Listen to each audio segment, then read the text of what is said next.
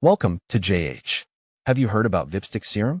It claims to nourish and protect your intimate areas while boosting sensitivity for more pleasure, because apparently, standard pleasure just isn't cutting it anymore. It's a gentle daily care serum that is blissfully free from harsh chemicals, parabens, and hormones. It is essentially a green smoothie for your nether regions, minus the kale and the judgmental looks from your barista.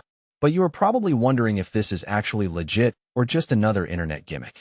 Interestingly, the product is available on Amazon and currently ranks as the #2 sexual enhancer because nothing screams romance like a data-driven purchase from a giant warehouse. Customers seem to love its moisturizing properties, with many reviews noting that it effectively tackles dryness and provides a smooth, hydrating glide. Apparently, a well-watered garden is the secret to true inner confidence and peace. When it comes to quality, people consistently praise the serum for being thoughtfully designed by women for women. Reviews suggest it works exactly as promised by moisturizing, plumping, and delivering real results.